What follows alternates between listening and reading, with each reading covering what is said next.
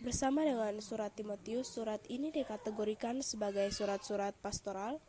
Dikategorikan surat pastoral karena surat-surat ini ditujukan kepada Titus dan Timotius untuk menjalankan tugas sebagai pastor. Secara garis akbar, surat ini memuat petunjuk-petunjuk kepada menjalani hidup sekaligus kepada menanggulangi nasihat sesat.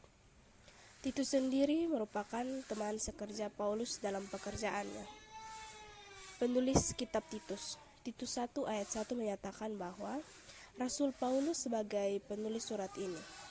Waktu penulisan kitab Titus, surat pengembalaan kepada Titus ini dituliskan sekitar tahun 65 sampai 66 Masehi.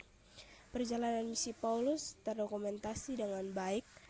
Ia diketahui menulis surat ini dari kota Nikopolis di Epirus. Beberapa catatan sejarah menyatakan Paulus menulis dari kota Nikopolis di Makedonia. Namun tidak ada kota dengan nama itu di sana. Informasi ini juga tidak berasal dari catatan yang otentik. Tempat penulisan kitab Titus, tempat dan waktu penulisan surat ini sulit ditetapkan. Berada argumen bahwa surat ini ditulis ketika Paulus singgah di Nikopolis. Argumen lain menyatakan bahwa surat ini ditulis di Roma atau Efesus. B. Pokok-pokok teologi. Setelah membahas alur pikiran Paulus di dalam kitab Titus, maka dapatlah disimpulkan bahwa jika dikaji dalam kerangka teologi Perjanjian Baru, maka kitab ini berbicara tentang teologi pengembalaan atau pastoral. Hal-hal ini yang sifatnya sangat praktis dan spesifik di dalam kitab tersebut berkenan dengan teologi pastoral. Memang jika dilihat dari surat-surat pengembalaan yang lain, teologi pastoral di dalam kitab Titus memiliki berbagai ciri khas.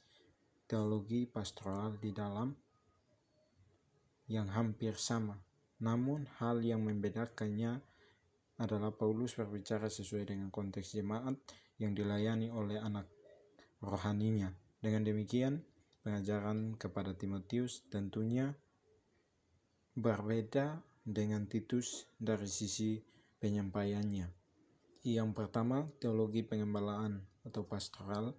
Surat-surat pengembalaan khususnya kitab Titus ini memberikan kerangka bagi suatu keluarga ideal, suatu kehidupan yang tenang dan bijaksana ditinggikan sebagai suatu tujuan yang patut dikerja, atau itu kita lihat dalam kitab Titus pasal 2 ayat 12, dan perbuatan-perbuatan baik harus dilakukan. Semua petunjuk yang diuraikan bukan sekedar sebagai etika sekuler, meskipun cukup banyak diambil dari dunia sekuler, tetapi diberikan suatu motivasi Kristen.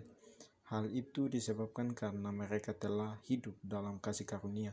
Inilah yang membedakan mereka dengan orang-orang sekuler. Menerapkan pengajaran yang benar dalam jemaat. Itu kita lihat dalam kitab Titus pasal 2 ayat 1-10. Bagian ini merupakan suatu tugas yang diemban oleh seseorang yang bertanggung jawab di dalam pengembalaan. Selain itu, melalui surat ini Paulus mengajar seluruh jemaat yang ada di Kreta. Tanggung jawab utamanya adalah memberitakan dan mengajarkan ajaran yang sesat. Pemakaian kata ini dalam surat-surat pengembalaan yang senantiasa dikaitkan dengan pengajaran menunjukkan penekanan Paulus pada pentingnya doktrin yang benar. Memberitakan kasih karunia Allah. Di sini Paulus menjelaskan terlebih dahulu tentang kasih karunia Allah tersebut yang telah menyelamatkan manusia melalui Yesus Kristus. Setelah itu, Paulus bertujuan supaya para penatua di dalam pelayanan pastoral itu dapat memberitakan kasih karunia Allah juga kepada semua orang. Kekhususan teologi pengembalaan di dalam kitab Titus adalah bahwa tugas seorang penatua sebagai orang yang memberitakan kasih karunia Allah. Kasih karunia senantiasa merupakan istilah kunci yang agung di dalam keselamatan. Yang menyelamatkan merupakan satu kata saja yang artinya menyelamatkan. Pemakaian istilah semua manusia mengandung nada penginjilan yang menonjol di dalam surat pengembalaan ini. Keselamatan tersebut sudah nyata di dalam Yesus Kristus. Semua janji Allah dan seluruh karya penyelamatannya sejak semula telah mengungkapkan kasih karunia ini. Semua berkat dan karunia-Nya telah dirancang untuk menuntun manusia kepada pertobatan. Berikut mempraktikkan doktrin yang benar. Bagian ini merupakan respon orang percaya karena telah memiliki doktrin yang benar.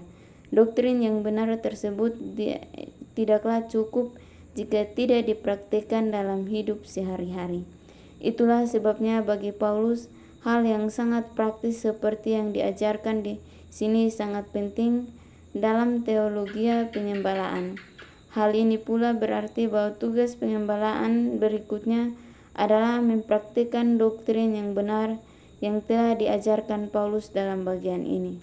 Di sini Paulus mengawali sebuah paragraf baru yang membahas cara hidup benar yang menurutnya harus didorong oleh teladan tentang ketidaklayakan kita dan perlakuan Allah terhadap kita dengan penuh kemurahan dan kasih. Paulus menjelaskan bahwa tujuan dari doktrin Kristen ialah agar orang-orang percaya dapat menunjukkan perbuatan baik.